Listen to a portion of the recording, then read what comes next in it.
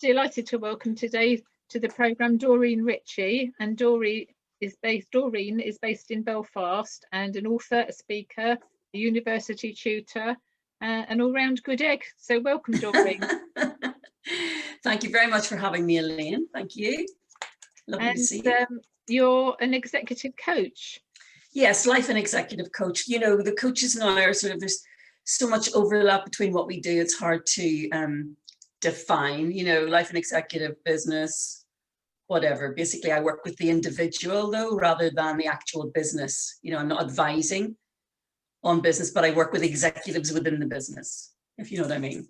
I understand what you mean. I'm sure the listeners will do as well. What led you to become an executive coach and specify in executive level coaching? Yeah, well, my whole background for 22 years was in business and finance. I'm a qualified accountant, so I went into business when I was younger, and usually in senior management, leading teams and so on.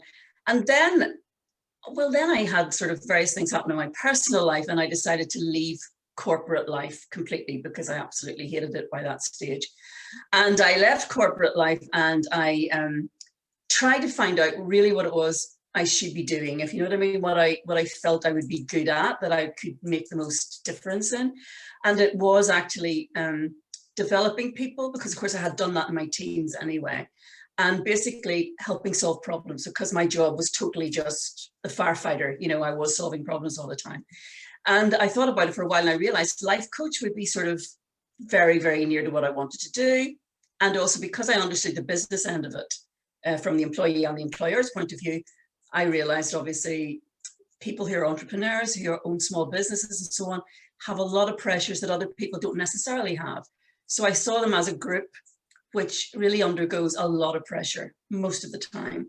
And I thought, well, with my background and also with, you know, my training as a life coach, then I would be able to help. So my training was life and executive coach. So that's why I went into that group mostly. It's quite a busy marketplace, isn't it? Every street corner now there's a coach of one description or another. So why should, playing devil's advocate here, why should listeners come to you rather than another executive coach? What is it that you've got that's special? Well, I don't really teach the same way that normal coaches do. So I'm not going to go to them, so what goal do you have? Right, let's think of all the, you know, the stages towards that goal, and then we're going to smart this and we're going to smart that and so on. I can do, if you like, but what I actually do is teach a different way of thinking about problems and difficulties. And it's completely the opposite from what we've been told to think about. And when you start thinking in this particular way, which, you know, I'm not telling you now what it is, but, you know, when you start thinking that way, your stress levels decrease very quickly, and you're much calmer, and you have more clarity of thought and more control over any situation that you're in. So when you've got clarity of thought and control and calmness, you make better decisions, obviously. You know, it's difficult to make decisions under a lot of pressure, but when you're calm about things, you can see them more clearly, and you can see your way through a situation rather than, you know, come up against it as a barrier. So the people who come to me then, when they learn to think in this way and they feel this calmness and they're more clear about the way they're going, and they maybe have changed their goal already because they realize that's not exactly what they wanted, but they now want something different. You make better decisions, you take better actions that are more helpful towards you, and actually you make more of a success of where you're going. So whether that's a personal thing or whether it's a business thing, your business will be affected, but I'm coaching you. Do you know what I mean? So they'll go into work and they'll make better decisions, they become better managers or whatever it is. They reduce their pressure. They can also teach that to their staff if necessary. But what I'm talking about is actually changing your way of thinking about things. And that's where the transformation comes. So that's rather than solopreneurs or people who've got they're running their own business in a small way, you're aiming more for the corporate world, because no, not necessarily. Yeah, not necessarily, but that's one of the branches. I mean, I do workshops, I do talks and things in different organizations, if that's what, you know, people want. But it's no, it's the individual. But it's, again, yes, absolutely, the small businessman, the owner, the entrepreneur, even people who are very senior executives in a particular organization, you know, and they're maybe not, you know, they're maybe at a crossroads. It's people who are at a crossroads in their lives, so they're very stuck where they are. And they may well be a senior executive who, maybe she's a woman and she's got to a certain age at a certain level in her organization, and she's now being promoted across, you know, people are younger people coming in. And so, and maybe her, you know, she's an empty nester, you know, the children have left home. She looks at her husband, goes, who is this man? I don't know him. All we've talked about for 25 years is children. So, you know, what's happening now? I'm not needed anymore. I'm not of value. She begins to have a crisis of self-confidence. She begins to have a crisis of, well, is this the rest of my life? You know, is this what I'm going to do the rest of my life? Obviously, I don't want to do this the rest of my life, but what is there for me now? You know, I'm 50 or whatever, I'm 45, what's left for me? And so those people sometimes don't even know what's wrong. They just know they're terribly unhappy and they don't know how to fix it, but they couldn't put their finger on what exactly it is. Do you know what I mean? And maybe for years they've been used to this stressful position and coping with that, and now they don't really need to do that anymore. So they're like at a loss, you know, what do I do with my time now that my mind isn't fully occupied with all these problems? Believe it or not, people then don't know what to do with themselves. And then for men, again, it's exactly the same thing, maybe happens at a different time in their life. Could happen sooner because they want to change career move, you know, they want to move career, and they don't really know how to go about it, where their income isn't going to be affected because they feel that, you know, they have to be, you know, absolutely in charge of everybody else's income. If they've got a small business, right, really they're responsible for everybody else's well-being, you know, their employees, their family, and so on. They are the caretakers, if you know what I mean. Women are the caregivers. So basically they do have similar problems, but they're not exactly the same. They're not exactly the same pressures. But again, yes, crossroads in the life, you know, maybe after a divorce even, where people just aren't quite sure where they're going to go on their own. You know, they have to change their lives totally. So yes, absolutely. Yeah.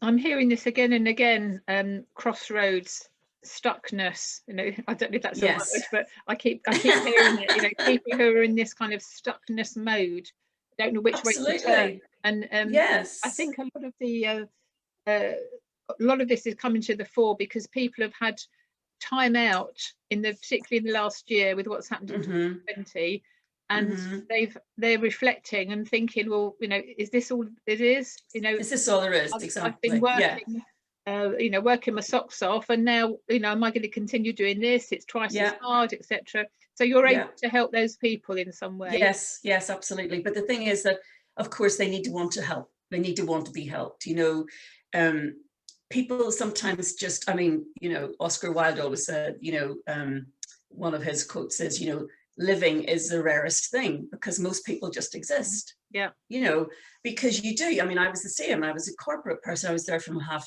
7 every morning till 4:30 or 5 at night or whatever for years and in my whole life, you know, even through 3 sons, I was like there full time. And you sort of just get into that kind of thing that, you know, you must work, you must work, you must work. And in the middle, you bring up children, and I did a master's and did all sorts of other qualifications and so on. So you're constantly working and you don't have time to be introspective. And in my case, I had a very serious car accident, and I was spared. I just had whiplash, although the car was a complete write-off. And I was sitting in the car being dug out by a couple of medics and a policeman, and somebody said, oh, you're so lucky, somebody up there was looking out for you. And I said, well, I'm sorry, but I'm not religious at all, so you know, that doesn't, nobody spared me for anything. What was my purpose? And one of them said, well, maybe your purpose was just to live your life. So I thought, yes, very good. I got into the hospital, and I was lying there for weeks and thinking, my goodness, right enough, I have only been existing. I was thinking of that quote and what he said, and I thought, do you know, I've just been getting up, doing the same thing as we all do. We get up, we do the same thing every day, and we look after the children, we cook, we whatever, and you just get up on Monday morning again and you do exactly the same thing. And you know what? Suddenly your children are 20 or 15, and you know, you don't know who your husband is anymore, or wife or whatever, and you've just been so pressured that really you haven't experienced your life. And you know, we're given a life to experience it all, you know, and if you're basically going through it on autopilot under pressure, you're not living your life. So I decided that's what I was going to do. So I got a divorce, and then I left work, and then I, changed my life totally. So there's that life that I had, and then there's this life that I have, and they're two completely different things. So that's what I like to tell my people, my clients. I like to say, look, you think you can't do this, but if I could do it after 22 years of marriage, you can do it, you can be whoever you want to be. As Henry Ford said, if you want to believe you can, or you want to believe you can't, then that's what'll happen, so absolutely. And that's what I like to say to my people, live your life, live it now, be happy now. Don't keep, I call them toxic goals. People come in and set goals and they say, when this happens, then I'll be happy. Mm-hmm. Or when this happens, then I'll do this. Yeah. Or I'll be happy when I've lost 3 stone or left this job or whatever. And I'm saying, that's just a thought, because nobody knows what's going to happen in the future. Did we all know we would be locked down for a year, 2 months before that? Of course not. Life is uncertainty. You can't say it's uncertain now. It's always been uncertain. But what we do is we live in this delusion that we are certain about the future. And we're not. We never were. We were just hoping it would carry on the same way. So what I say to people is, now is the time to live. This is where you're living in the present, and everything else is just a thought. So if you're going to imagine scenarios that are going to happen in the future, you can bet your bottom dollar that 99% of them won't happen, or they won't happen in that way.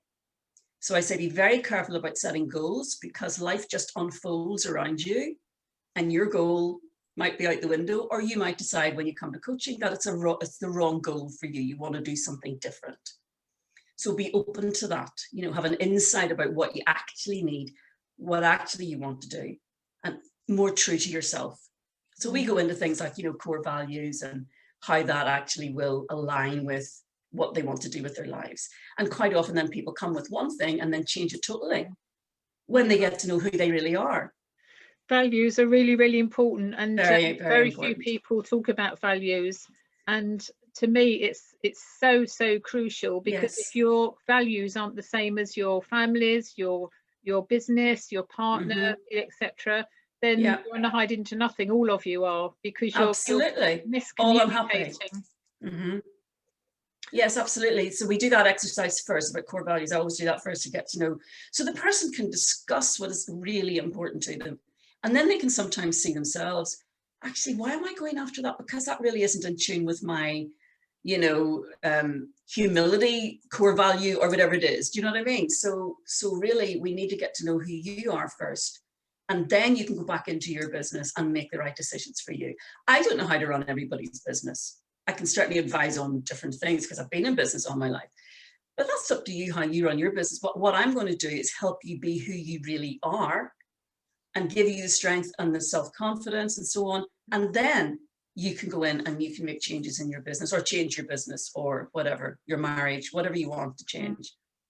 Talking about understanding yourself, do you have any tools and resources that you use? So, behavioural profiling or anything like that, to help the person understand who they are? Do you have any kind of systems that you use? I don't really, because I teach the inside out view of the world. So basically, I'm telling you that we're brought up our whole lives to believe that things happen to us, and that reality is out there, and we are here. But in actual fact, life happens within us, and we choose which reality that we want to see. We're living in a perceptual reality, which is thought driven. So basically, you choose what you want to see. Your attitude to an experience causes your experience of that thing to change. So I don't need to have a metric for it. The thing that I do go into is core values, but again, that's just discovering people. I would then maybe give them a few exercises to how to calm down in the moment, or how to actually think about this, what I call it, the space between. So the space between the action that's happening out there and how you respond to it. So you're not reacting. You're taking a second or 2 seconds, and that sounds a very short time, but it's enough for a deep breath. Yeah. And then you learn how to respond rather than react. And your response, your choice of attitude, actually colors that experience, and you're actually choosing your reality. So you're not thinking about it the way you normally used to think about it, as the victim. This is happening to me, this is awful. You're choosing to say, no, I'm going to respond like this time, and I'll feel better. And the situation then will be different for me in my experience. And the more often I do that, that then becomes a habit. instead of the habits that we've all grown up with, where we react because of certain triggers. So it teaches a different way of actually thinking about difficulties and problems, but it's actually through that you then decide to what way you want your life to go, and you choose your life on a moment-to-moment basis, basically. It's so important, the choosing and the being in control of, how you respond, because there's a huge difference, isn't there, between responding and reacting. Absolutely. That's the outcome is just phenomenal difference. Totally. That's the whole crux of it. And whenever I say to people, where do you think your feelings come from? And they go, well, him or that, or, these things happen. I go, no, they're absolutely caused by what the story is that you're telling yourself about this or that or him. And, that takes a long while for people to get their heads around, because we've been taught the opposite our whole lives.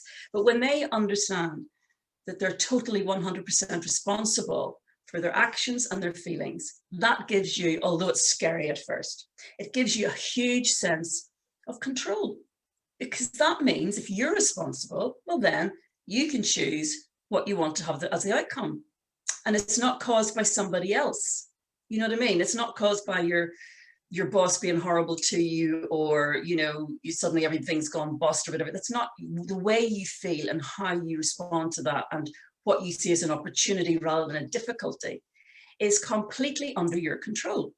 So although it might sound, as I say, scary at first, or it might sound completely unbelievable at first, as we go through the coaching, they become more and more aware of it, because we try it on smaller things. Think about that situation. What if you thought about it in that way?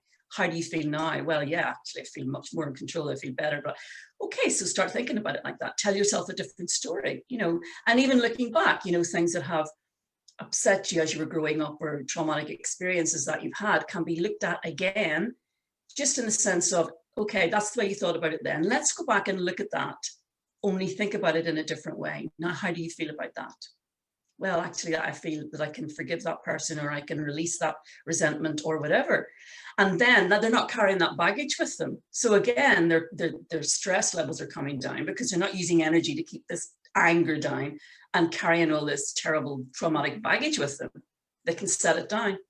So that's how the coaching goes, if you know what I mean. We go through lots of things. It's all bespoke. As I say, I use various tools as getting to know your core values and how to calm down, and different tricks of, looking at stress in a different way. People think of deadlines as being stressful, and I'm going, well, actually, it's not the deadline that's causing the stress. It's what you're saying to yourself about it. So you're saying, if I don't meet this deadline, something bad is going to happen. But actually, all it's doing is focusing your mind on a certain point in time and date that you have to have work done by. Now, if you don't think you're going to have work done by then, well, maybe that's to do with your work systems, or your workflow, or your time management, or your delegation skills, or whatever. So have a look at that, so point you in a different direction, so that you're not just automatically thinking of all these things being stressful and releasing the terrible stress hormones in your body, which cause high blood pressure and heart attacks and everything else. So, and worse, and much worse. And much worse, yes. Yeah, a lot worse. A lot of people don't realise the effect that stress has on their body, which causes inflammation. Absolutely. And inflammation leads to illness and disease. Exactly. And so many people who I mentor through the health and well-being work that I do, what you were saying about the releasing the baggage, we all carry baggage with us, whether we realise it or not. Not until midlife career crisis or empty nest syndrome or whatever it is, that we kind of sit and pause. And in that moment when we sit and pause, that's when all these things kind of start surfacing, and our body goes, thank goodness for that. And then everything with the body then starts coming to the fore, doesn't it? Yes, exactly. You get headaches, you get spots, you get, but sometimes then you release a lot of weight and things like that, because you're not holding it on for safety anymore. A lot of people put weight on, and I'm sure you know this, Elaine, to keep themselves feeling safe and secure, because they've got a sense of security themselves. Well, when they start trusting themselves, they can let all that go, And to me, the energy that's released through releasing resentment, and I've done this personally myself,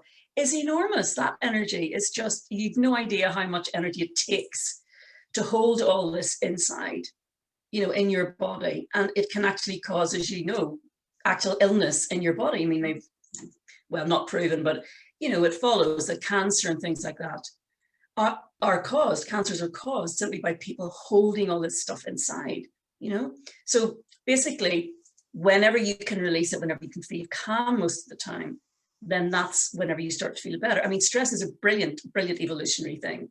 If you're running across the road and a lorry is bearing down on you and you can get a burst of speed to get out of the way, that's what stress is for. And then you're meant to come back to normal, within a few minutes. But what do? We keep thinking about it over and over and over again and making it worse. And 2 days later, we're still thinking about this terrible incident and what else is going to happen and so on. So basically, yeah, your whole health, your whole well-being, your sleep patterns, your life balance, your everything depends on the way you actually think about stuff in life and how you respond to that rather than reacting. Absolutely, just so important, all of that. The people that I mentor through, predominantly it's cancer, because of my own cancer story that I've recovered very quickly from stage 4 cancer, and it's my personality style that got me through, basically, because I'm a strong, resilient sort of person. But there's lots of people who don't have the same profile as me. We all have our own unique blend of personality styles, and those people who tend to have more chronic conditions, and that they're, as you say, they're carrying this baggage around with them. They're holding on to thoughts, to things, to grievances. They're not forgiving. They're not forgiving other people. They're not forgiving themselves. And until they release that, they're not going to heal properly. No, so I know. Variety of people that I can put people in touch with, because that's not my forte. I come with a health warning. If you want cuddles and cooches, don't come to me, because I'll tell you as a tip. I won't tell you, Yes, I can be challenging. Yes, I've been told I can be challenging. Yes. Yeah. But to me, resentment is like, they say it's like taking poison and hoping somebody else is going to die. Yes. Because of course you are physically poisoning your body. And with all this resentment, and I did a challenge last year in June there, just for some people, and one of them was actually forgiving somebody that had caused resentment in you, or you were resentful of things they had done to you. And the girls were coming back and going, I actually physically feel a weight lifting off my body. Yeah. Amazing. And of course, forgiveness isn't for them, it's for you. Yeah. So the people could be dead and you forgive them and this weight goes. You might have to forgive them a number of times, but it does work, and it's something that keeps that poison out of your system, basically. So absolutely, it's all interconnected. Of course, we're not just one thing or the other. Absolutely, I have this thing about forgiveness. I forgive the person, the situation, whatever it is, yourself. Forgive not because they deserve it, but because you're worth it. Exactly. They may not deserve the forgiveness, but you do, and you need to get on with your life. Exactly, it's for you. It's just let it go, let things go. It's only thoughts at the end of the day, because you're remembering stuff. It's gone. The past is gone. There's no future, because when we get to the future, of course, it's the present. So it's just a thought you have. It's just a story you're telling yourself. So you can worry yourself sick all you want, but it's not going to happen. Or if it does, it's not going to be the same way. But why? It's like paying interest on a debt that you haven't taken out yet. Well, why would you do that? You're making yourself ill now, thinking about a story that might happen. It's just totally, when you look at it logically, it's just totally illogical, but this is what we do. And then, as you know, it causes all the different chemicals and so on, and the hormones to be released in your body, and then you're sick. This is why I use behavioural profiling. I've been using it over 25 years now, and I've had my own system developed, which I offer free of charge to organisations working with students. Because the sooner we can find who we are and be comfortable in our own skin, absolutely, and work towards who we are, rather than being told you're this, you're that, whatever. When people see it on a report, in fact, the other day, a lady in her 50s, she wasn't happy with a few things, and I said, well, do a profile. So she did, and this lady's a bookkeeper, and I said, how interesting. I would not hire you as a bookkeeper because your behavioural strengths don't lend themselves to bookkeeping. Yeah, I know you can do it, and she's been doing it for many years. But I said, every time you talk about training, your eyes light up and you're passionate about training. And I said, look at your profile shape. You're a people person. You should be trained. And she cried. And she said, if I had known this some time ago, I would have changed the way I do my business.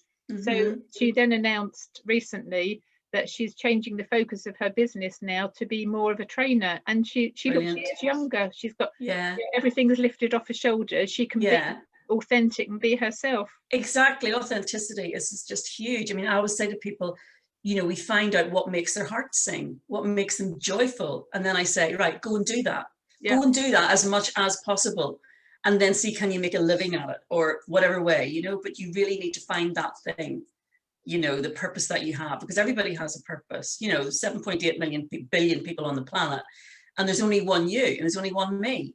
And there only ever has been one of us. So our contribution to the world is so totally unique that we really, it behoves us to sort of find what that is and then use it for people's benefit, really, you know, for the world's benefit, really. Yeah, absolutely. So that sounds like a brilliant system. I must have a look at that. That's a DISC system, isn't it? It is, yeah. It's unique. I've had it specially designed for me because I link it with health and well-being as well. Brilliant. To say I offer it to organisations and charities, community trusts and so on that work with young people. So I train them in the DISC method, and then I offer them to use the system free of charge.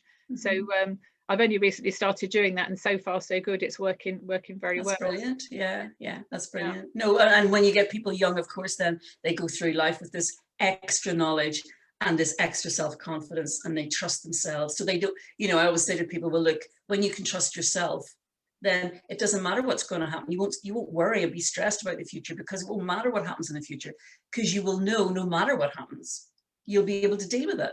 Yeah, you know, you'll know that inside you've got resilience and strength and courage and wisdom and compassion and so on. It's still there. You just need to get in touch with it. So you're helping people get in touch with it earlier rather than midlife, when they come to me with all these huge numbers of problems because they haven't even looked at themselves before. Yeah, you know, that's what led me to go into using DISC, because it was 1995, and I was constantly coming into contact with people who were clearly unhappy in their role. They were squegs, you know, square pegs in round holes. And when I sort of unravelled it all and looked at, you know, what they'd done, and you know, people tend to sort of open up to me and tell me all sorts of things that they've never told anybody else before. I'm sure the same happens to you as well. And, then I realised it goes wrong when we start looking at career choices, and a lot of schools just pay lip service, if anything, on career direction.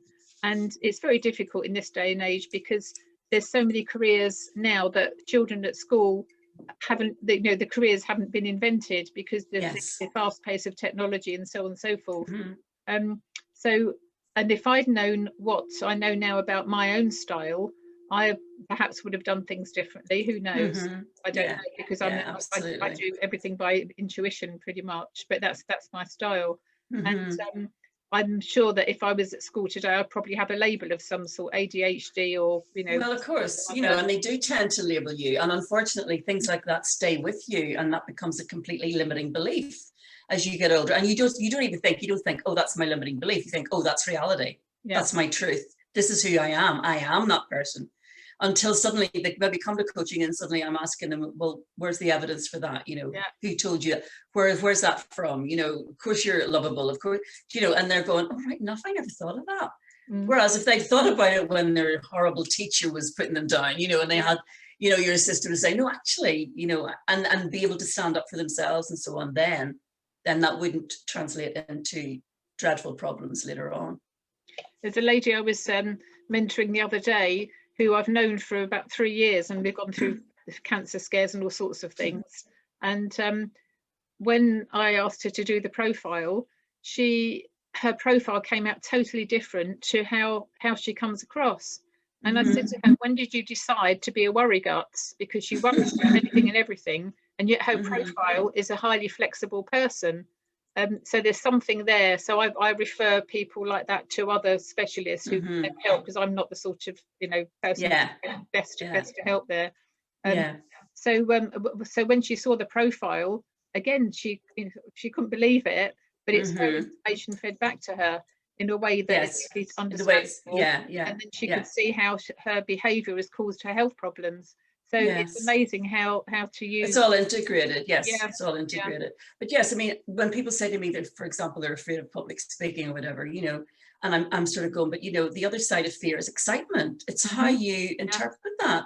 You know, it's exactly the same, or practically exactly the same reaction in the body, but it's your attitude to it. So one of them, you're you know, thinking anxious thoughts and you do want to be uncomfortable, and the other one, okay, you have anxious thoughts and you're going to feel uncomfortable, but actually that's quite exciting to these people. So in one case, you know, oh no, I hate public speaking. And the other case is, well, you know, I get a bit of a buzz out of it. Of course, that's the adrenaline rush during the stress response. You know what I mean? So it's like the same thing, but it's your attitude towards it that actually determines what opportunities that you see coming out of something, you know. And as you know, you only ever grow whenever you're outside your comfort zone, not whenever you're inside it. Absolutely. So the more you can challenge yourself, you know, the better, and also the healthier you are, the more you challenge yourself, and then have this rush of, you know, oh great, I did that and I rose to the occasion and now I know I can do this.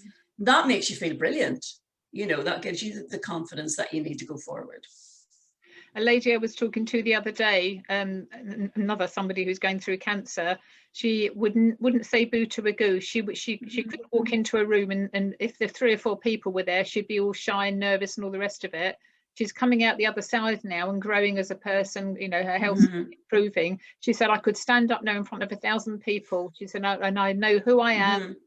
All the rest, she's done all the forgiveness stuff and everything, and she's forgiving herself, and she's now loving herself and liking herself for the first time forever. And trusting herself. Yeah, absolutely. Yes, absolutely. Yeah, that's a big word.